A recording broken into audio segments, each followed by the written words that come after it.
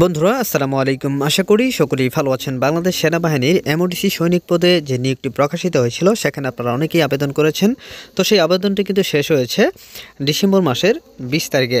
তো যে সকল প্রার্থীরা এখানে আবেদন করেছেন তাদের জন্য অনেক অনেক দোয়া ও শুভকামনা রইল। তো বন্ধুরা আজকের ভিডিওতে আপনাদেরকে জানাবো যে এই এমওডিসি সৈনিক পদের লিখিত পরীক্ষাটা আসলে কিভাবে হয়, এই বিষয়টি অনেকেই জানেন না। এখানে এমসিকিউ পদ্ধতিতে লিখিত পরীক্ষা হয় নাকি লিখিত আকারে হয় তা আজকের ভিডিওতে জানাবো। পাশাপাশি এখানে কোন কোন বিষয় থেকে প্রশ্ন করা হয় তা আজকের এই ভিডিওতে বিস্তারিত জানিয়ে দেওয়ার চেষ্টা করব। সো রিকোয়েস্ট থাকবে ভিডিওটি না টেনে শেষ পর্যন্ত দেখে যাওয়ার।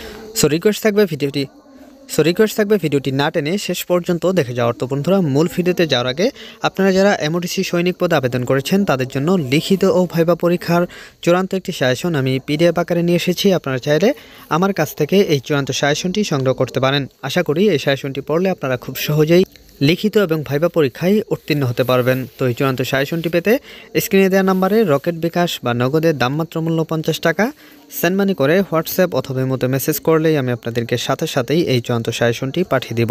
যাই হোক মূল আলোচনায় ফিরে আসি। তো বন্ধুরা এই এমওডিসি সৈনিক পদের কিন্তু 3টি ট্রেড রয়েছে, সাধারণ ট্রেড, কর্নিক ট্রেড এবং আর্মোরার ট্রেড। তো এই 3টি ট্রেডের লিখিত পরীক্ষার প্যাটার্ন কিন্তু সেমই থাকে, অর্থাৎ 3টি ট্রেডের লিখিত পরীক্ষা সেমভাবে হয়, জাস্ট শুধু প্রশ্নগুলো কিন্তু একটু ভিন্ন থাকে। তো এই 3টি ট্রেডের লিখিত পরীক্ষায় কিন্তু লিখিত আকারে আসবে। অনেকেই ধারণা করে থাকেন যে এখানে এমসিকিউ পদ্ধতিতে লিখিত পরীক্ষা হয়, কিন্তু না, এখানে কিন্তু পুরোপুরি লিখিত আকারে আপনাদের লিখিত পরীক্ষাটি অনুষ্ঠিত হবে। তো এখানে মোট 5টি বিষয় থেকে প্রশ্ন করা হবে, যেমন বাংলা থেকে প্রশ্ন করা হবে, ইংরেজি থেকে প্রশ্ন করা হবে, গণিত থেকে করা হবে, সাধারণ জ্ঞান এবং বুদ্ধিমত্তা বিষয়ের উপর কিন্তু আপনাদের প্রশ্ন করা হবে। সো আপনারা যারা নবম দশম শ্রেণীর যে বইগুলো রয়েছে সেখান থেকেই কিন্তু বেশিরভাগ প্রশ্নই আপনাদেরকে করা হবে। সো আপনারা অবশ্যই একটু নবম দশম শ্রেণীর যে পাঠ্য বইটি রয়েছে সেটা একটু ভালো করে পড়বেন।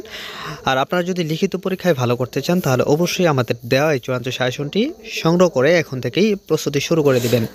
তো এই লিখিত পরীক্ষায় কিন্তু তেমন কঠিন কোনো প্রশ্ন আপনাদেরকে দেয়া হবে না, জাস্ট রচনা দেয়া থাকবে এবং বাংলা থেকে গ্রামার থেকে আপনার যেমন সমার্থক শব্দ থাকবে, বিপরীত শব্দ থাকবে, বাগধারা, তো এই ধরনের প্রশ্নগুলো আসলে কিন্তু দেয়া হবে।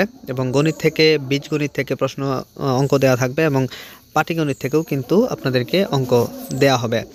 সো আপনারা যারা নবম দশম শ্রেণীতে একটু ভালো করে পড়েছেন তারা কিন্তু খুব সহজেই এখানে উত্তীর্ণ হতে পারবেন। সো লিখিত পরীক্ষা নিয়ে আপনাদের চিন্তিত হওয়ার কোনো কারণ নেই। আপনারা একটু ভালো করে পড়লেই কিন্তু খুব সহজেই লিখিত পরীক্ষায় উত্তীর্ণ হতে পারবেন। তো বন্ধুরা আশা রাখছি আপনারা বুঝতে পেরেছেন। তো আজকের ভিডিওটা এখানে শেষ করছি। ভালো থাকবেন সবাই। আসসালামু আলাইকুম।